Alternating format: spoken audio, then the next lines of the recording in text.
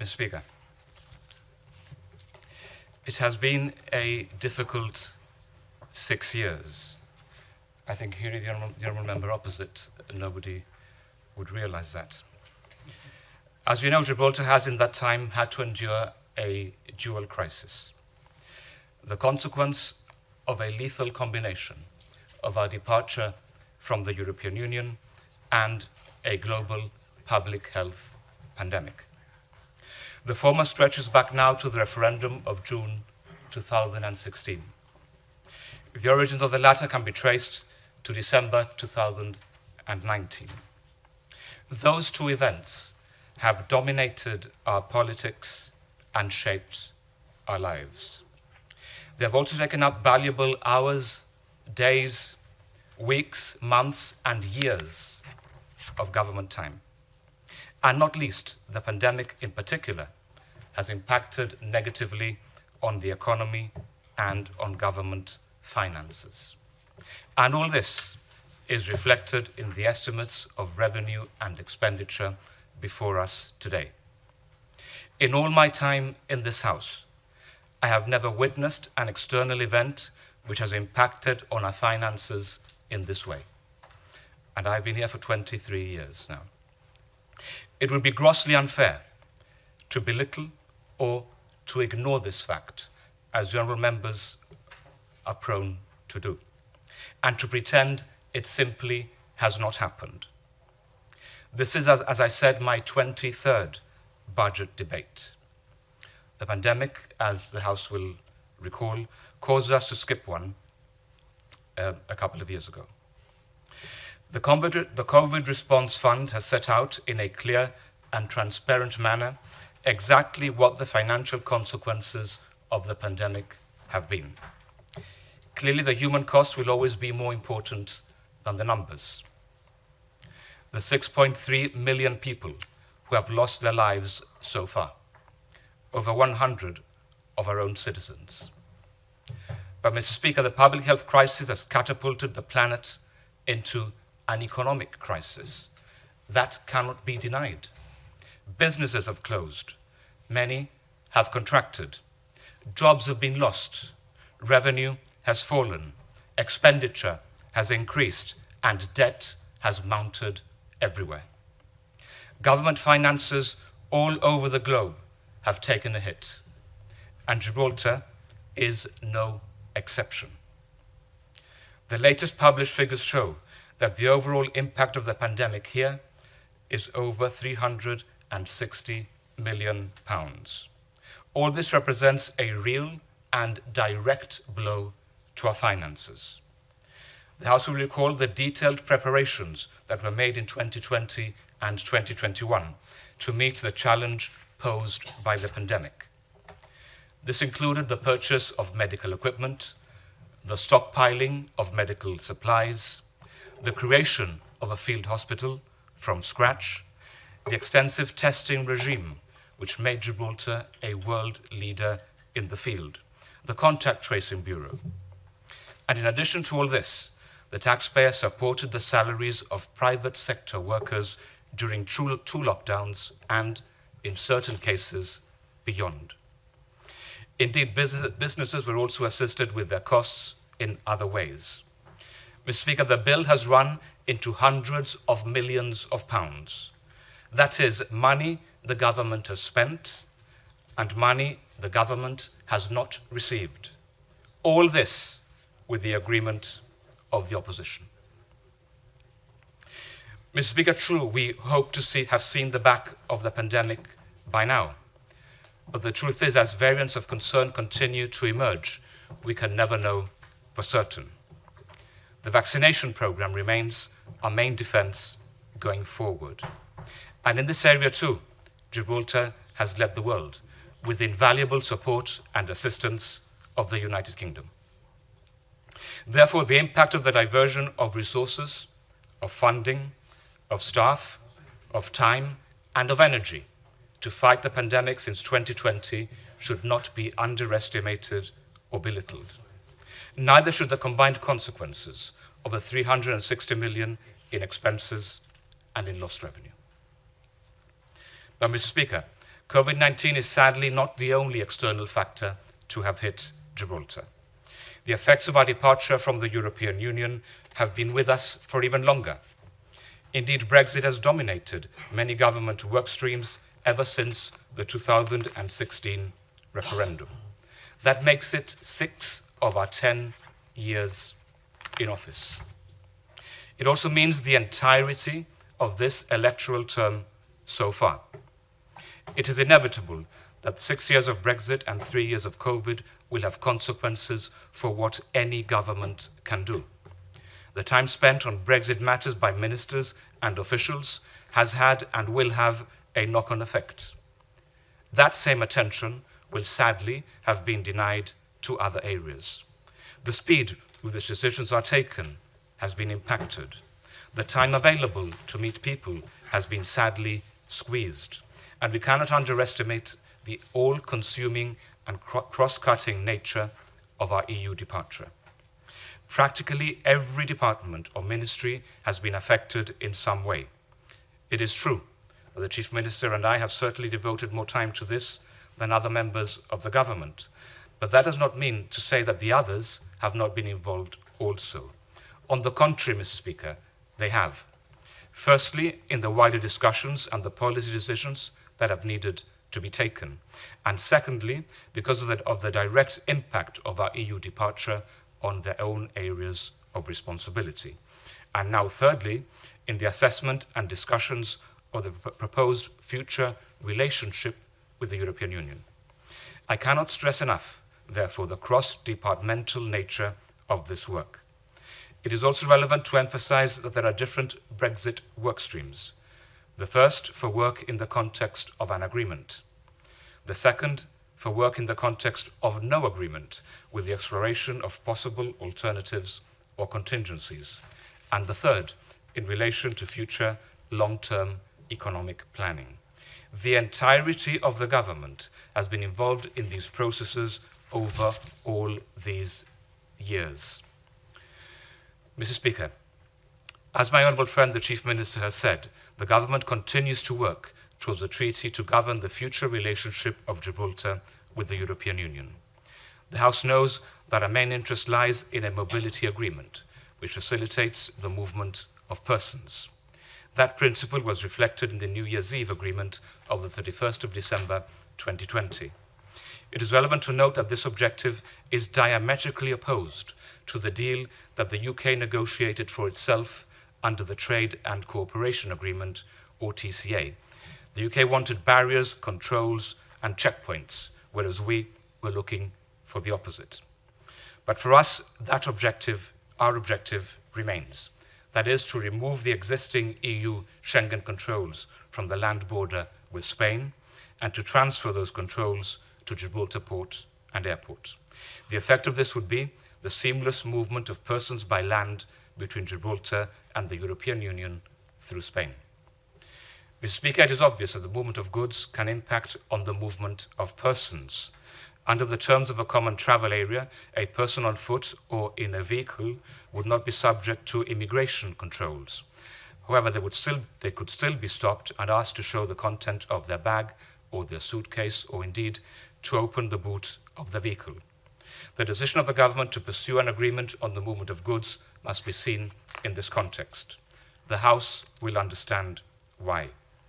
The history of the border crossing experience enjoyed by our people since the frontier opened is well known to us all, and no controls means no queues. So, Mr. Speaker, the work goes on. The government remains fully committed to arrive at a positive conclusion. But we also need to be alive to the alternative. That is to say, the possibility of a no negotiated outcome known as NNO for short. This, to put it mildly, is not an attractive proposition, nor is it where we wish to land politically. But we do recognize that until there is a deal, no deal remains a possibility.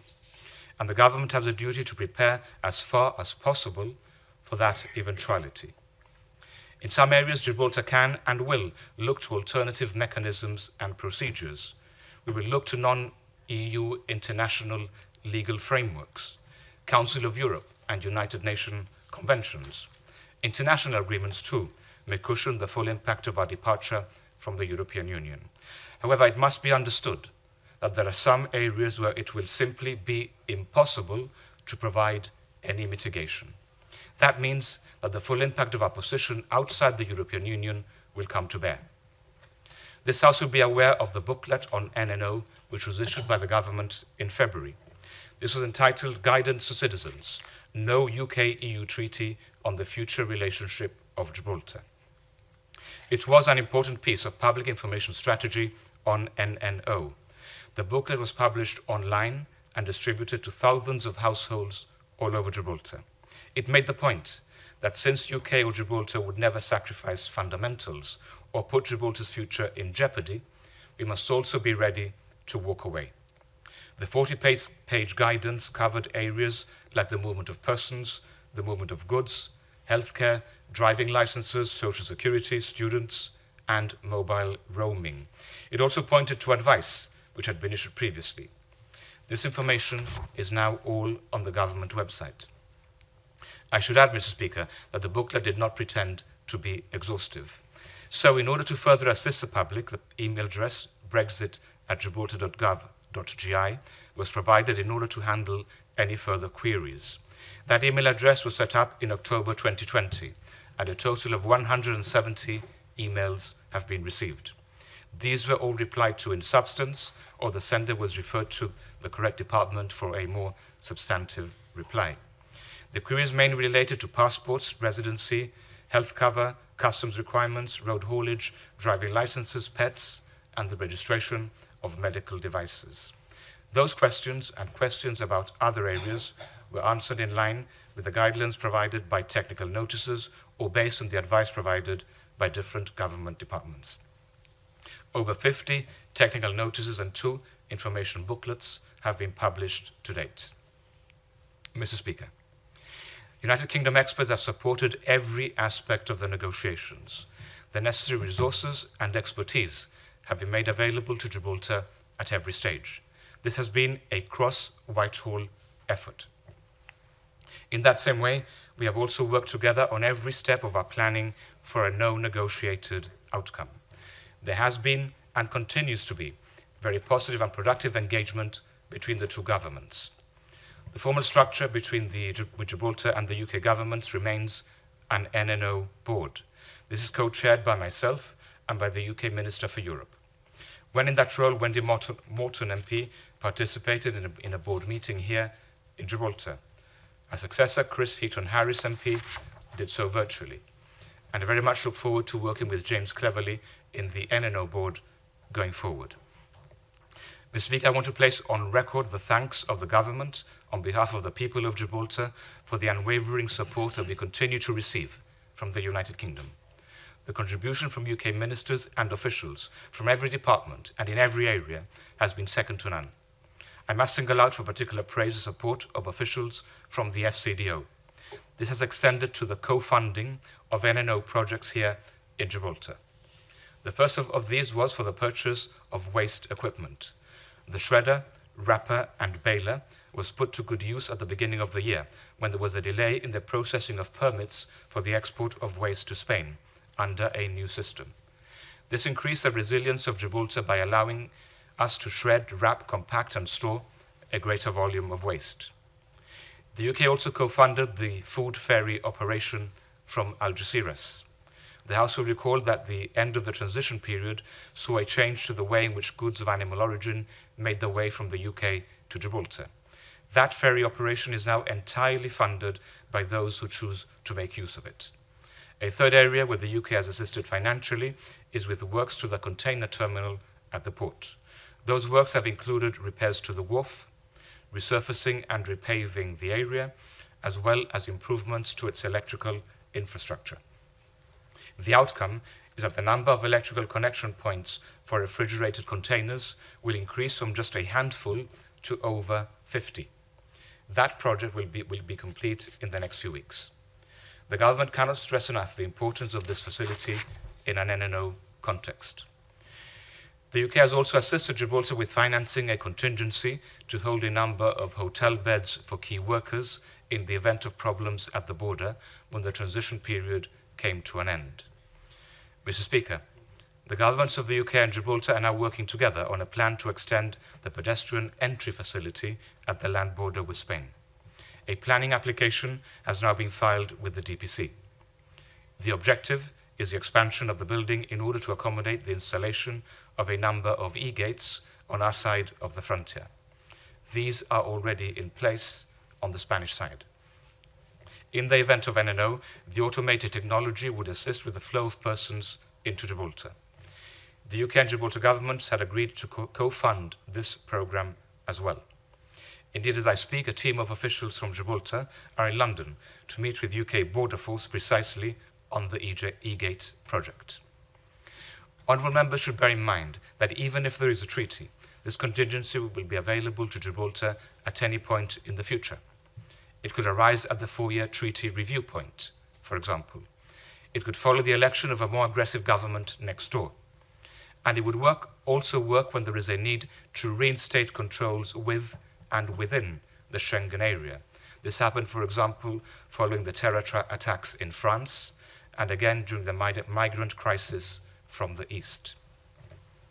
Mr. Speaker, I want to take this opportunity to thank the many officials from the government of Gibraltar too, who have also been active participants in this process. In particular, the Civil Contingencies Coordinator, Ivo Lopez, Director of Gibraltar House in Brussels, Daniel D'Amato, the CEO of the Ministry of the Environment, Dr. Liesl Mesilio, and my own Principal Secretary, Ernest Francis.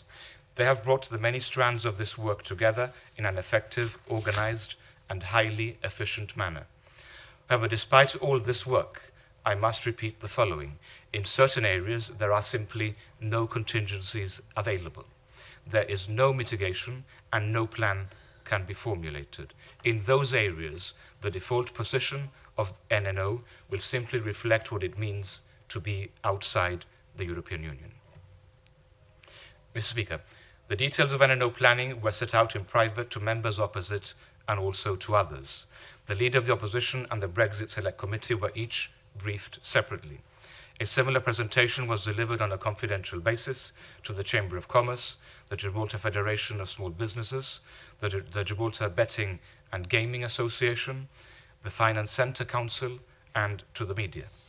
Gibraltar is therefore as prepared as we can be. It is therefore impossible to have done more. The House will know that the full impact of a hard Brexit has been mitigated so far by a series of contingency measures unilaterally extended by Spain. Those unilateral measures were first enacted by them on the 28th of December 2020, a few days before the transition period came to an end. The last extension under Spain's Decreto Real came on the 28th of December 2021. So persons with the right of access to public health care in Gibraltar were allowed to continue to access public health care in Spain on terms equivalent to those which existed before we left the European Union. That measure was reciprocal and applies only between Gibraltar and Spain. This comes to an end this month, on the 30th of June, unless it is extended further. The equivalent provisions with regard to the rest of the European Union ended with the transition period some 18 months ago. There were other bridging measures applied at the time in relation to the exchange of driving licenses and to education. Gibraltar has ensured reciprocal treatment where relevant. Mr. Speaker, the single most important area has been the border. Gibraltar's departure from the European Union at the end of January 2020 meant that the legal status of our land border with Spain changed overnight. It ceased to be an internal EU border, and it switched from being an external border of the Schengen area to an external border of the European Union as well. Our departure also transformed our personal status. British citizens, including Gibraltarians, ceased to be EU nationals and became instead what the EU terms third country nationals. Therefore, when crossing a Schengen border, the rules that apply to us are no longer the same. Nonetheless, Spain maintained the position at the border from January 2020 until October 2021. However, at that point, the UK introduced new immigration rules for EU nationals. Spain did the same for UK nationals at the border. This led to the stamping of their passports on entry to and exit from the Schengen area. In April 22, there was another new departure. UK nationals, including those who hold blue civilian registration cards, started to be stopped and questioned by Spanish border guards. Some were turned back. Although there is provision for questioning in the Schengen Border Code, the government has made it clear that the state of affairs is not satisfactory. We have raised the matter both with the United Kingdom and with Spain, and we will continue to do so. Having said that, the government is conscious that the default legal position at the frontier is the Schengen Border Code. The full application of that code would mean that everyone, including Gibraltarians, would be subject to the more stringent controls. No agreement would extend that same chaos to all. It is important to note that the proposed treaty, therefore, would unblock these mobility issues for all residents of Gibraltar. Mr. Speaker, I turn now to report on our office in Brussels. The expanded office is in its 7th year of operation. It has been a constant source of support throughout the tumultuous journey of our withdrawal from the EU, and it continues to provide vital assistance to the government as we conduct negotiations for a treaty to govern our future relationship. The office has provided much more than simple technical support. Its footprint in Brussels, in the heart of the European Union, has also gone a long way to promote our interests and our reputation. The government has always maintained that this physical presence in Brussels has provided a value to Gibraltar that goes far beyond its size. Mr. Speaker, our representation in Brussels has continued to engage on a regular basis with the EU institutions and with other stakeholders there. This includes officials from the European Parliament, from the European Commission, and from different member states. This contact takes place both online and in bilateral meetings in person. Indeed, the government hopes to be in a position to resume familiarization visits to Gibraltar by relevant EU stakeholders. The value of this was evidenced by the European Commission technical visit to the airport and the border, which took place in January. They left with a better understanding of the situation on the ground and with a willingness to explore practical solutions. The best way to understand Gibraltar, Mr. Speaker, is to see it. Efforts continue to be made by Gibraltar House to remain centre stage of the British presence in Brussels. The office continues to have a central coordinating role in the activities of the network of UK interest there. This organisation has been newly rebranded and is now called UK Stakeholders Brussels, or UKSB. It brings together governments, industry associations, and educational representatives from the wider British family of nations which are based there. This has become a forum in which to share perspectives and devise strategies to collectively promote British interests within the EU. Gibraltar maintains close contact with officers of the devolved administration, Scotland, Wales, and Northern Ireland.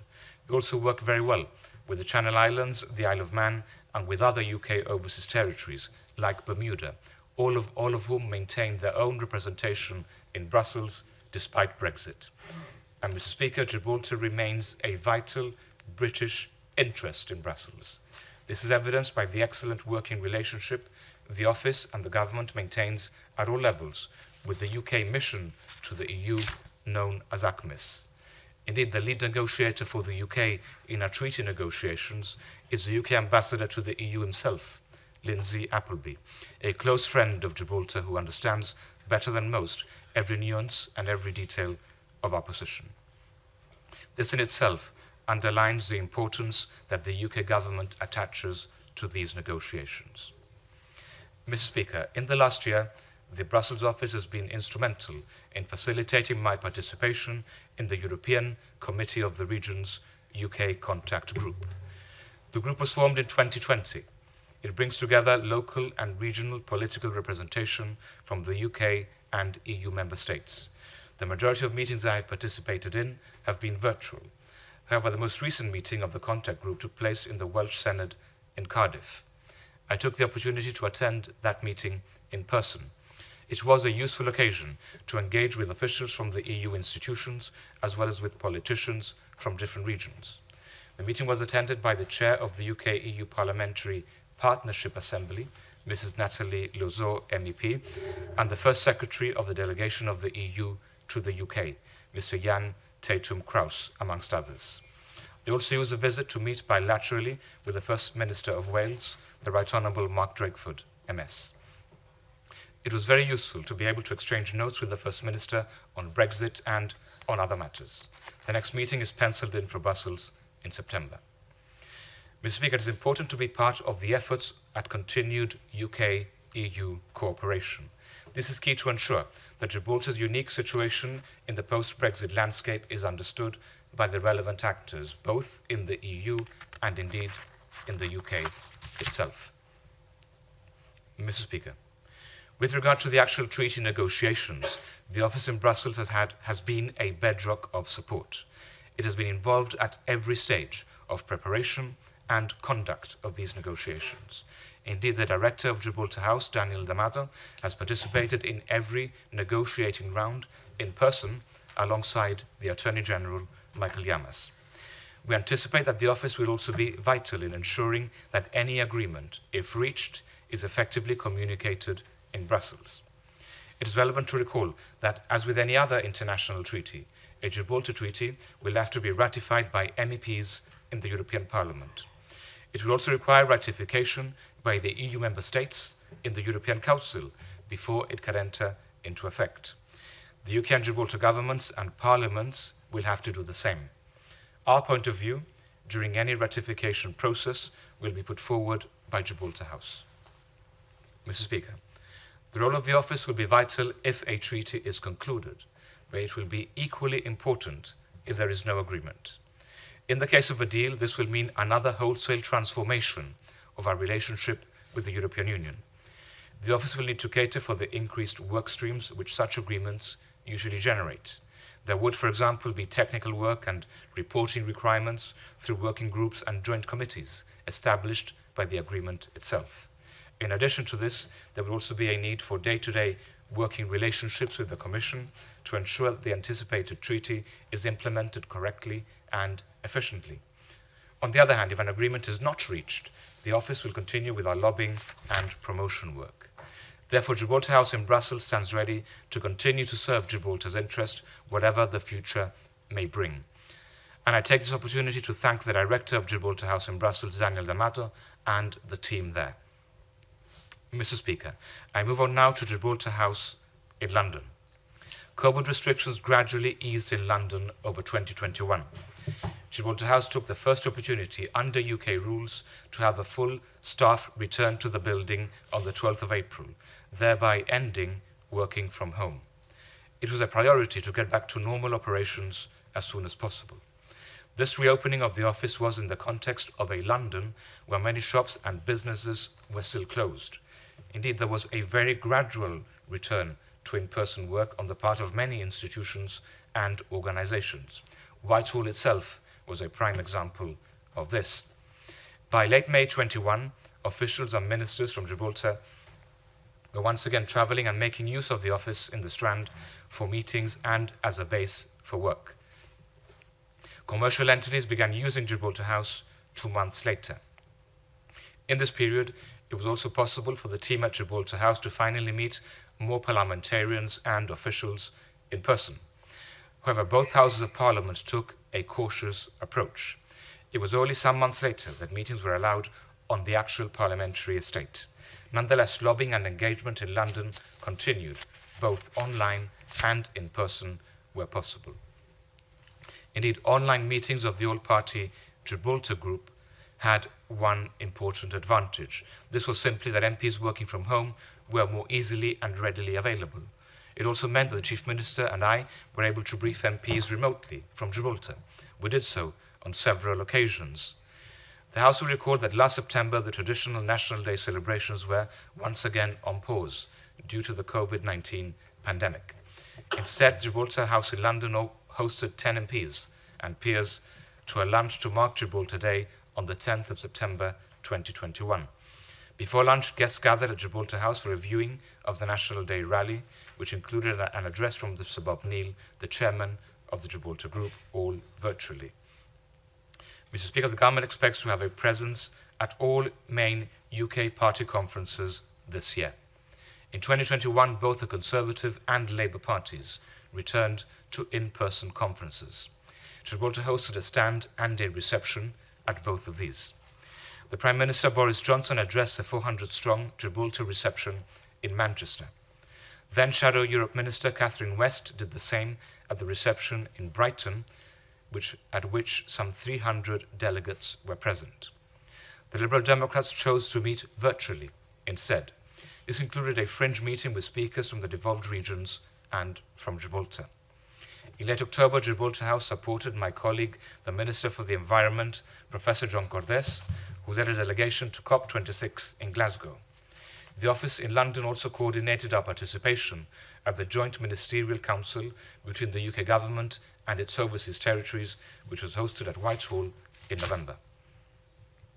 Mr. Speaker, in January 2022, Gibraltar House London organised a visit to Gibraltar by Sir Bob Neill MP. He was briefed by the Chief Minister and I on the state of the negotiations with the EU. Sir Bob also attended a number of meetings and delivered an address to students at the University of Gibraltar.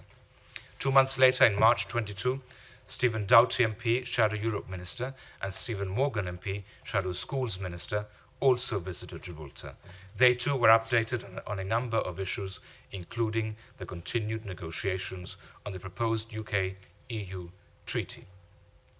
March also saw the first in-person meeting of the all-party parliamentary group. Mr. Speaker, I would like at this point to pay tribute to Lord David Chidgey. He was both a close personal friend and a good friend of Gibraltar. In his early days, David represented the Liberal Democrats on the Foreign Affairs Committee of the House of Commons. He took a strong and determined stand at the time against the attempt to share the sovereignty of Gibraltar between the UK and Spain. Sadly, he passed away after having contracted COVID-19 in February of this year. I'm sure that the whole House will join me in expressing our deepest condolences to his wife, April, and to their family. Members will recall that in March, the Royal Gibraltar Regiment was presented with new colours by His Royal Highness the Duke of Wessex at Windsor Castle. The government hosted 8 MPs and peers, as well as the UK representatives of the other overseas territories, to the parade and a reception to mark the occasion. Finally, of course, Gibraltar House has been subject to the same restrictions and controls on spending as other areas of government. The Gibraltar representative to the UK has reported back to me that there will be an inevitable impact on the office of the level of inflation there. This will cut across different areas. The cost of electricity, for example, is projected from existing usage, is expected to rise by 86%. The telephone bill is expected to increase by 14%. Generally, a 9% rise for most items and services is anticipated. However, the expiry of some long-standing contracts at Gibraltar House has nonetheless allowed the opportunity to explore alternative providers for some services. This may help to mitigate some of those projected costs. Honourable members will have seen that both Gibraltar House in London and Gibraltar House in Brussels have come within the estimates approved by this Parliament last year. Mr. Speaker, in the last financial year, Gibraltar's engagement and links with the Commonwealth continued to be an important part of the activity of Gibraltar House. There was plenty of direct contact with Commonwealth institutions and high commissions, as well as general diplomatic contact with other countries. Gibraltar was invited to and represented at a number of royal and Commonwealth events. The Gibraltar representative, Dominic Searle, attended regular sessions of the advisory group of the Commonwealth Enterprise and Investment Council. He also participated in meetings of the Commonwealth Foundation, as well as FCDO meetings on the Commonwealth Games. Along with other UK overseas territories, Gibraltar was represented at key events in the United Kingdom. This included Remembrance Day, the Commonwealth Day Service, the Memorial for Prince Philip, the Duke of Edinburgh. On Commonwealth Day, Mr. Speaker, Lindsay Hoyle invited all the Overseas Territory representatives to the raising of the Commonwealth flag at the Houses of Parliament in Westminster. Gibraltar was there too, along with Commonwealth High Commissioners at a number of events in London to mark Her Majesty the Queen's Platinum Jubilee. This included the Trooping of the Colours ceremony, the service of Thanksgiving at St. Paul's Cathedral, and the Platinum Jubilee pageant. Now that restrictions have eased, a number of Commonwealth High Commissioners have expressed an interest in coming to Gibraltar. We hope to be able to make arrangements for this to happen soon. Mr. Speaker, part of my role as Minister with responsibility for relations with the Commonwealth is to bring together the different strands of Commonwealth activity. The estimates before the House reflect the continued support of the government for different organizations and institutions of the Commonwealth. These comprise the Commonwealth Enterprise and Investment Council, the Commonwealth Foundation, and the Commonwealth Local Government Forum. Separately, the House will see reflected in the estimates the estimated expenditure in relation to the Commonwealth Parliamentary Association, which this year meets in plenary session in person in Canada. I want to take this opportunity to thank my honourable and learned friend, the Minister for Justice, for her sterling work during her term as chair of the Regional Commonwealth Women Parliamentarians. Mr. Speaker, this year Gibraltar was represented at some of the events taking place in the margins of the Commonwealth Head of Government meeting in Kigali, the capital of Rwanda. There was a business forum, a women's forum, a citizens forum, and a youth forum. These meetings were a case of third time lucky for Kigali. On the previous two occasions, in 2020 and in 2021, everything was postponed as a result of the COVID-19 pandemic. The Commonwealth Youth Association selected Chris Cardona and Adriana Lopez to represent them and Gibraltar in the Youth Forum. Sadly, Chris was unable to attend, but was replaced just in time by Aaron Santos. My friend and colleague, the Minister for Tourism and Business, delivered an address to the Business Forum. He was joined there by the Country Director of the Commonwealth Enterprise and Investment Council, Gibraltar. Mr. Speaker, this year the Commonwealth Games will take place in Birmingham. The opening ceremony on the 28th of July will once again see the Gibraltar flag flying proudly with those of over 70 countries and territories that make up the wider Commonwealth family. I know that the House will join me in wishing all the very best to Team Gibraltar. Mr. Speaker, I move on now to our work in Washington and in New York. This is an area of government in-person work which has suffered as a result of the pandemic. Given the restrictions on travel to the United States at different points, coupled with the risk of enforced quarantine or isolation, the government has exercised some caution in this respect, although some of that work did move virtually. In this context, it was very helpful that Gibraltar's representative in the United States, David Liston, lives and works in New York. He was only too pleased to deliver our annual address to the Committee of 24 in June 2021 and later to the fourth committee in October. The government is very grateful to him for this. The work in New York has often gone beyond the set speeches to the United Nations. There is a significant amount of activity behind the scenes. This year, the Chief Minister and I were able to continue where we had left off. The House knows that there was also a private meeting with the chair of the Committee of 24, the Ambassador of Grenada to the United Nations. In addition to this, my friend and colleague, Sergio Bosano, participated in the annual regional seminar in St. Lucia. Mr. Speaker, there has been no work in Washington in person over the last financial year. This was brought to an abrupt halt by the pandemic. So my last visit to the US Congress was in May 2019, and the last visit by a group of US congressmen to Gibraltar was in July of that same year. I have, however, met virtually with Congressman Ron Kind, who is a Democrat. The congressman is now the lead sponsor on the annual resolution which is tabled in support of Gibraltar. This followed the retirement of Congressman George Holding, who was himself a great friend of Gibraltar. Indeed, this House unanimously approved the award to Congressman Holding of the Gibraltar Medallion of Honor in 2017. Congressman Kind has himself been a supporter of the Gibraltar Resolution since 2014.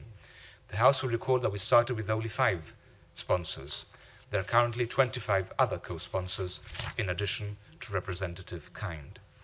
However, Gibraltar has continued its interaction with the United States of America in different ways.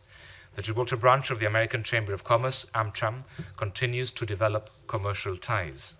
Under their auspices, a sister cities agreement was concluded with Raleigh in North Carolina, the capital of George Holdings' former congressional state. I know that there are plans for a trade exchange in the pipeline. I was also very pleased to receive the commercial attaché to the US Embassy in London, here in Gibraltar, in March. Mr. Speaker, this is the 80th anniversary. This year marks the 80th anniversary of Operation Torch. This was the Allied offensive against the Nazis in North Africa.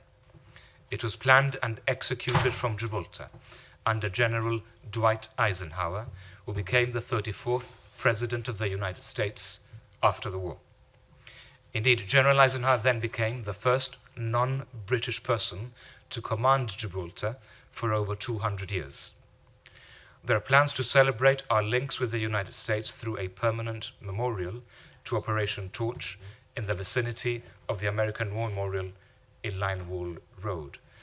The concept is that will mark the start of the Walk the Wall project.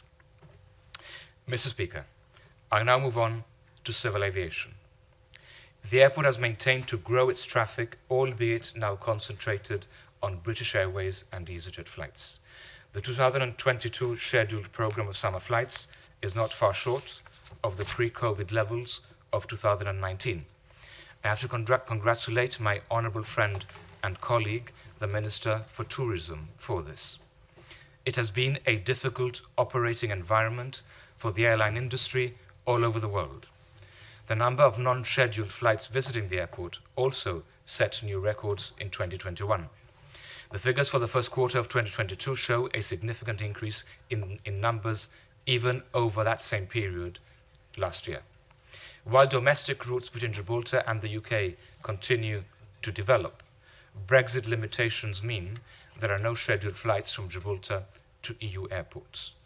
In the event that the UK-EU treaty regarding Gibraltar is concluded, and if that treaty covers aviation, it will set the legal basis for flights to and from the EU. Mr. Speaker, work on aviation legislation continues. Over the past 12 months, a law improving the enforcement of the control of drones has come into effect. This is important, as it allows a number of agencies, in addition to the RGP, to impose penalty notices on those persons using a drone without the correct authorization. The government has recently published a bill to cater for the policing of Winston Churchill Avenue between the police posts at the airport. This has come about as a result of an incident last year which occurred as a function of Winston Churchill Avenue changed from being a road to being a runway. The consequence of that incident was that an aircraft was forced to break off its approach to land. Gibraltar has followed the Western world in imposing restrictions on Russia after the illegal invasion of Ukraine. In common with the United Kingdom and the European Union, Gibraltar has issued instructions to the airport and the wider aviation community that it would not permit aircraft owned, chartered or operated by persons connected with Russia at Gibraltar Airport. Mr. Speaker, post-COVID, the Director of Civil Aviation has reintroduced the ongoing audit program. This is necessary in order to demonstrate continued compliance with stringent international civil aviation requirements. The audits, which are undertaken by UK CAA inspectors, have provided the Director of Civil Aviation with confidence that standards have not dropped despite the impact of COVID on operations. In compliance with international aviation requirements, the DCA has informed the Civil Airport that it will face a cyber compliance audit before the end of this year. Mr. Speaker, drone activity has reduced slightly in 2022. Nonetheless, there remain a significant number of local commercial and recreational operators registered with the DCA. In addition, there is an increasing number of requests from persons visiting Gibraltar with their drones. The majority of drone flights continue to be undertaken within the authorization system run by the DCA. However, there continues to be evidence on social media of flight activity being undertaken by unregistered operators. Given the very small size of drones and their limited endurance, it is exceedingly difficult for the law enforcement authorities to counter this unlawful activity. For this reason, the DCA, in conjunction with the MOD, law enforcement agencies and a local software company, will be trialling an electronic surveillance system designed to detect drones in flight. Once a drone data link is activated, the system should be able to pinpoint the location of the drone, but more importantly, the location of the operator. If the trials are successful, consideration will be given to seeking funding for a permanent solution to protect not only the airport, but also local wildlife and persons in the urban environment. On another matter, after a short competitive tender process, the DCA has renewed the contract of Redline Assured Security Limited to provide unannounced covert and overt testing of security at the airport. Mr. Speaker, I want to take this opportunity to thank the Director of Civil Aviation, Chris Perkis, for all this.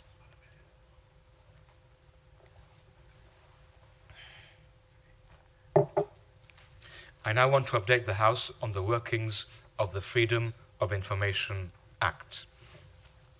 The House will recall that when the command paper on freedom of information was published, there were no representations received from anyone within the period allowed. The Freedom of Information Act was commenced in June 2021. In that time, there have been a total of 9 requests made.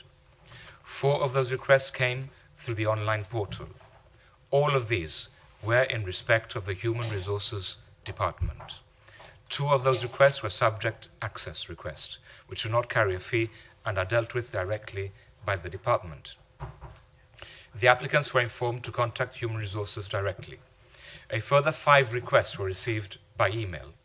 Request number 1 was for information from the Gibraltar Health Authority, which is not currently listed in the schedule. Request number 2 was for information from the Gibraltar National Archives, for which a Freedom of Information request was not necessary. The applicant was advised to contact the archives directly. Request number 3, 4, and 5 were from persons who were not resident in Gibraltar and therefore did not meet the qualifying criteria. The government looks forward to the annual report from the Information Commissioner, after which it will consider the next steps. Mr. Speaker, the Gibraltar National Archives continues to do a sterling job in promoting our history. This is due in large measure to the energy, the enthusiasm, and the commitment of the archivist Anthony Bitaluga with the assistance of his dedicated staff. Much of this promotion is carried out online through their website, which has become a portal to the world.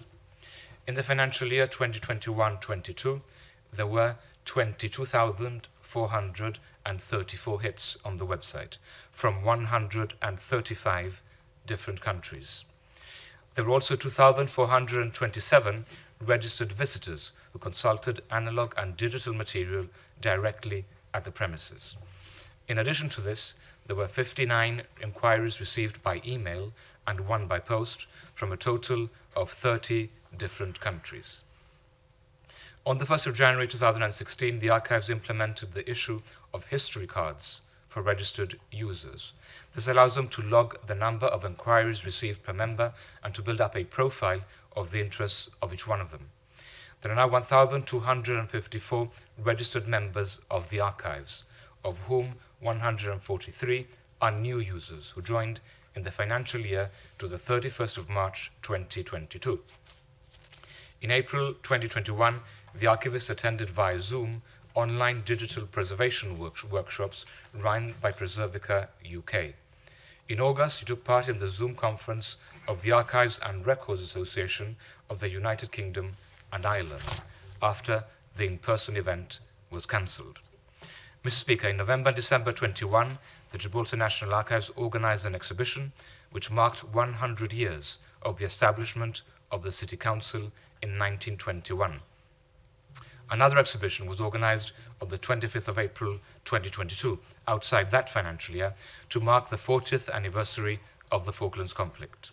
These exhibitions were both expertly curated by Anthony Pitaluga to the high standard that he has us accustomed to. Honourable members will be aware that an exhibition to mark the Platinum Jubilee of Her Majesty the Queen opened at the Gustavo Bacarisas Gallery in Casemates earlier this month. It will run until the 22nd of July. I must specifically thank the archivist, the staff and the helpers for this commendable achievement. Mr. Speaker, the government remains fully committed to the development of the Gibraltar National Archives. Honourable members will recall that Duke of Kent House has now been earmarked as the building that will be home to the public face of the archives.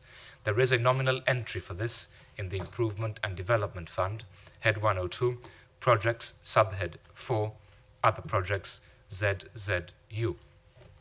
The House will also note that the INDF also provides for funding to be made available for the installation of a specialist fire suppression system at the Gibraltar National Archives. This is shown under Head 102, Project Subhead 4, Other Projects, ZZC. Mr. Speaker, work at the Northern Defences continues to progress well. The government remains committed to continue the transformation of the site into a new heritage, tourist and leisure park. In March this year, outline planning permission was received for a strategic master plan. This will gradually see that vision come to reality. An application for full planning permission for an access staircase from Casemates Square was also supported by the Development and Planning Commission. It was gratifying to witness such overwhelming support from every member of the Commission, both for the work done so far and for the holistic proposals presented to them for the future. Mr. Speaker, in addition to the clearing and restoration work, the area has also witnessed major improvements to our infrastructure. This year, I wish to particularly praise the work carried out by Aquagib. They have coordinated that work tirelessly with representatives of my office.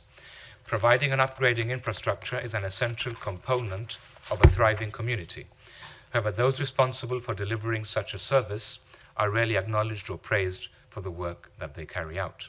We too often take for granted the presence of a Wi-Fi signal, the provision of electricity, or the supply of water.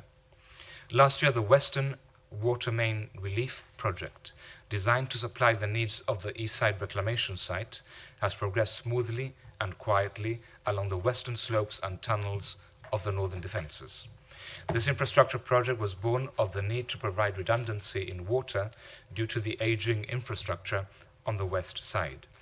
It was also designed to cope with increased demand due to the rapid expansion, rate of construction and demographics in the building sector. The logistical challenge of supplying these relatively remote sites has been overcome through close cooperation between Aquagib and the project director, Carl Viagas. The combination of knowledge about the Northern Defences, coupled with a dedicated management team, has enabled the identification of a route away from congested sites. The outcome has reduced costs and avoided considerable inconvenience to the public. The extent of the works, once completed, will involve the laying of some 1,650 meters of twin pipes, 1.6 kilometers. This will make this project one of the most significant of its kind in the last decade. I have to congratulate the team at Aquagib for the sensitive way in which this infrastructure has been dealt with. For instance, hundreds of meters of pipes have been laid and then buried in tunnels, and a viewing platform below the Tower of Homage now conceals a previously exposed network of pipes. The speed and nature of this intervention will hopefully be adopted in sensitive sites elsewhere in Gibraltar in the future. Mr. Speaker, the pandemic wreaked havoc with our lives. The challenge of isolation and of adapting to this was a strain on many of us. However, our people have always been resourceful. The government responded to this new stressful environment by adapting our program of works at the Northern Defences. The work was redirected to infrastructure, as I have just explained. but we also isolated those works to allow for the rest of the site to remain partially open for leisure activities. The public was able to make use of this new park within the nature reserve. There is still obviously plenty more to be done, though the benefits were immediately obvious. Families have been able to enjoy a stroll or a picnic in what is one of Gibraltar's most picturesque landscapes. I have been extremely pleased to see members of our community practicing yoga there or attending some of the popular tours on offer. But perhaps the best use of the site has been for educational purposes. Several schools have now visited the area, which now features as part of our local history curriculum. Walking through fortifications which date back to the late 18th century and witnessing the impact damage of cannon shot upon our historic walls often has a greater effect on a student than the most relevant book or classroom presentation will ever be able to accomplish. The most notable use of the site for educational purposes came last year. I reported to the House then on the use of the Gibraltar College made of the area. The House may recall that the college chose this site as a destination as part of its business and travel module. In the past, they had opted for locations outside Gibraltar. Organizing events such as rock climbing, abseiling, the college tapped into a resource that until now was only available elsewhere. Building on such an event, the college will be announcing its new educational program starting this September, and I am very grateful to my colleague, the Minister for Education, Professor John Cordes, for this. The concept is to use the Northern Defences as a wall-less classroom. This is a revolutionary vision, which the government is very keen to support. The use of the site and access by specialists will allow students to play an active role as part of an educational enrichment program. This program will consist of modules such as event organizing, health and safety, local history, rock climbing and conservation, and will be part of the education provided. The investment at the Northern Defences will therefore go beyond the physical elements of the site. It is also an investment in a younger generation. The Northern Defences will become a key area that will provide the opportunity for us to create a qualified team of youngsters who may well end up running this or other similar sites in the future. This will be a unique experience for our learners to redefine learning in real-life local projects. It will connect students to the real world with a vision of enhancing creativity and purpose in a range of vocational fields. So works will continue this financial year. They will see interpretation signs, access stairs, as well as lighting and improvements to the designated activity areas at Queen's Lines. The House is aware that the government has received a number of expressions of interest for the commercial running of activities on the site. However, no firm decision has yet been taken, and multiple options are being studied. Mr. Speaker, the government warmly welcomed the fact that the Earl of Wessex, Prince Edward, chose to visit the Northern Defences earlier this month. He did so together with His Excellency the Governor and I under the expert direction of the Project Director, Carl Viegas. My impression is that His Royal Highness was very much interested in everything that he saw and valued the restoration and rehabilitation of this historic site. Mr. Speaker, I wish to thank Carl Viegas, whose energy and enthusiasm have been a driving force behind this project. I now move on to update the House on progress at the Mount. 2 planning applications for the Mount and its associated grounds received planning approval in March this year. The first was a master plan, which provided a holistic approach and strategy to the site and to its grounds. The second was a detailed application for the refurbishment of the Porter's Lodge and the Hall, which are to be used as a registry office and an events venue, respectively. The 2 applications received overwhelming support from the Development and Planning Commission, and works are expected to commence after the summer. The policy approach here has been similar to that adopted at the Northern Defences. The Mount is a large, complex, and historically significant site. Honourable members will recall that the government embarked on a clearing out exercise 2 years ago. The grounds have now been cleared of undergrowth and many paths and steps have been exposed as a result. This work has respected the wildlife and has been carried out in consultation with GONS, the Heritage Trust, and the Environmental Safety Group. The removal of vegetation has allowed us to identify an original set of steps, which connects from the Mount's main service road all the way up to Engineer Road. This will become a new direct walking or hiking route to the Upper Rock Nature Reserve, away from our busy roads. The first exercise has allowed for the true scale and nature of the project to be appreciated. Even though the task may seem overwhelming, the team has eagerly accepted the challenge and defined the type and sequence of works which now need to be carried out. This will be based on the phased approach which was presented and approved at the Development and Planning Commission. Whilst clearing works will continue, works to the Porter's Lodge will commence as Phase 1. The refurbishment of this charming building, the events hall, and associated gardens will be an initial step towards the renaissance of the Mount. This will provide the perfect venue both to register and to host weddings. Running parallel to the refurbishment of the Porter's Lodge will be works to the slopes behind the main residence. These beautiful spaces and magnificent views of the bay will be used for outdoor educational experiences. This part of the project is being funded directly by the Parasol Foundation, for which the government is extremely grateful. Their generous donation of £1 million towards this vision is what makes us special as a community.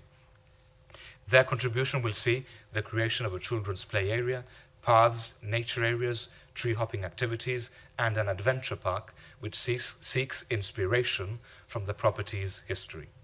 Future phases will see the creation of paddle tennis courts. The centerpiece will be the sensitive restoration of the main building, which is our ultimate goal.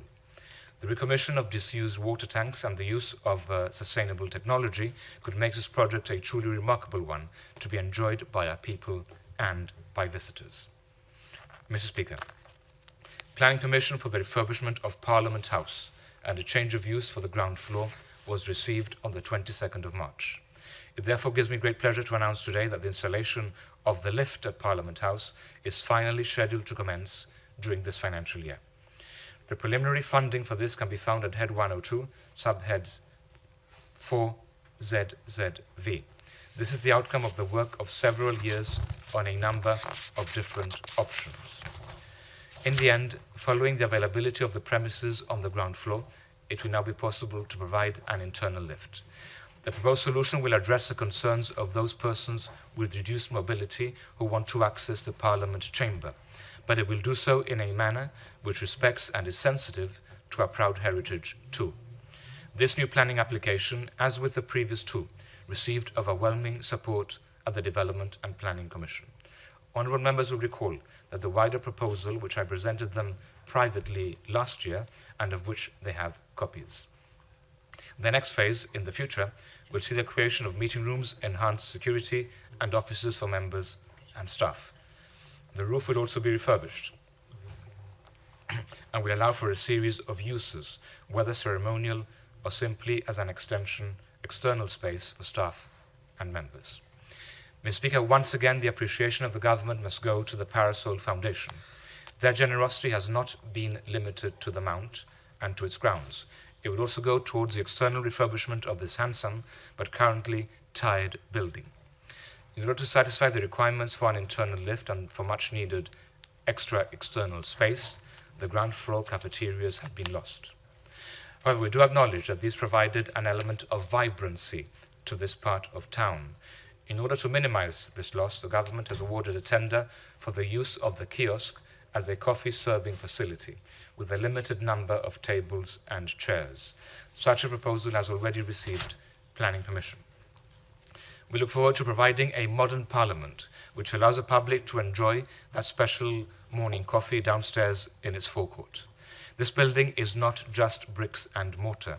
It is, and has been, the bedrock of our democracy. It has witnessed our evolution and our development as a people. It is therefore only fitting that there be some investment and restoration. The first phase will focus on the external refurbishment and the internal lift. This is expected to commence after the summer. The rest of the restoration will have to wait and will be carried out in phases over slower time as this Parliament approves the funding. Mr. Speaker, the last expression of interest for Road to the Lines closed on the 7th of March. The government has since engaged in detailed discussions with the most attractive proposal from the highest bidder.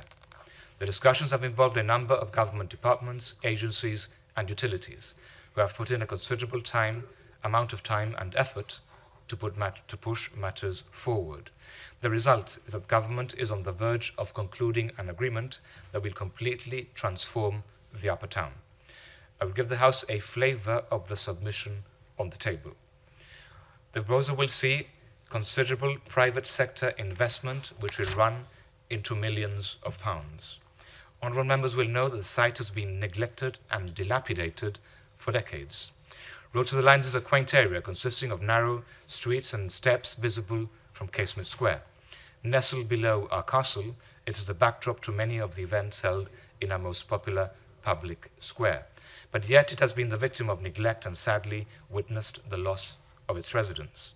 Many old housing properties now lie empty and abandoned beyond economical repair. Different factors have contributed to this, including antisocial behaviour, the lack of accessibility, and poor infrastructure. The issues are not easy to resolve.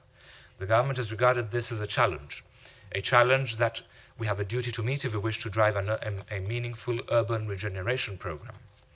In dealing with such projects, we have to understand and accept the causes of this kind of urban decline.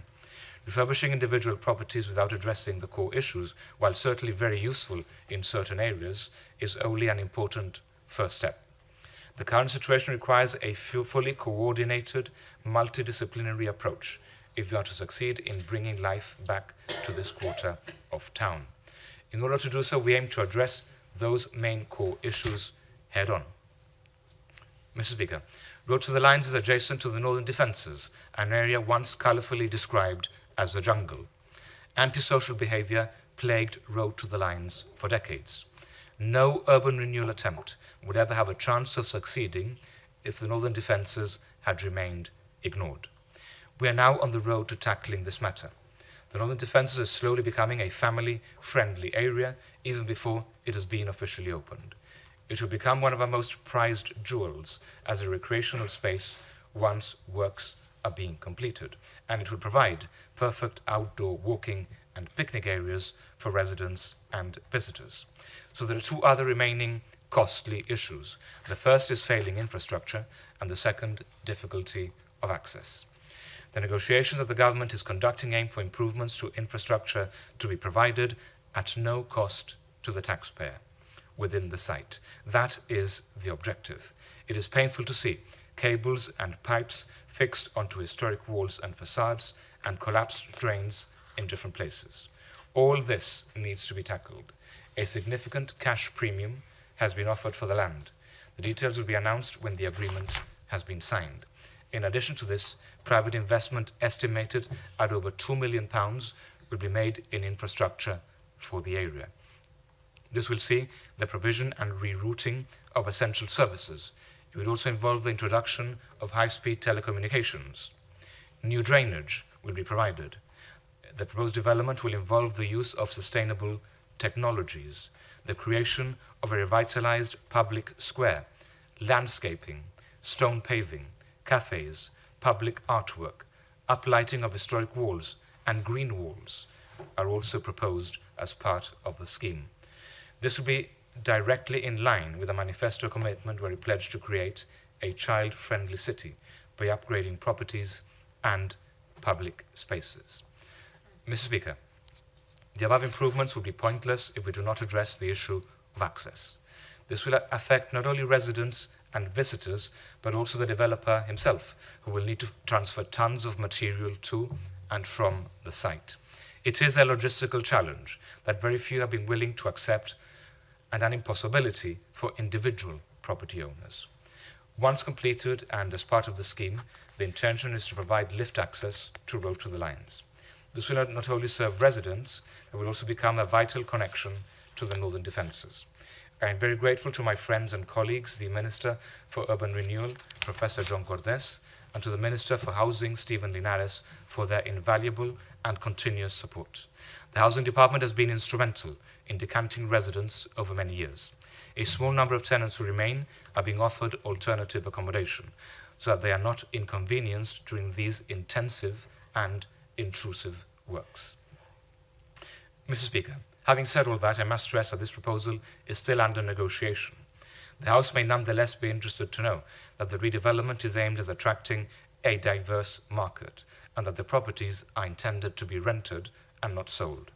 This was an important consideration for the government. The objective is to create a vibrant new quarter in Gibraltar. There will be, needless to say, a full public consultation exercise with all interested parties when plans are presented to the Development and Planning Commission, hopefully later this year. The outcome will deliver an improvement not only in the constructed fabric of the area, but in so doing, in its social environment. This project will deliver an exceptional residential product, but it will also attract visitors to appreciate the history of the area as well as its unique environment. The combination of the northern defences with Road to the Lines will provide a springboard from which to push forward with a new, high-quality visitor offering. And I must once again thank Carl Viagas, who has advised the government on the merits of the different proposals received, as well as Kevin de los Santos, a senior director at Land Property Services Limited, for his advice. Mr. Speaker, the House is already aware that the different expressions of interest for the victualling yard and the former GBC premises have yet to progress. The government is, however, in discussion with preferred bidders in respect of the vaults at Draggett Staff and separately the relocation of the College of Further Education to the Cross of Sacrifice site.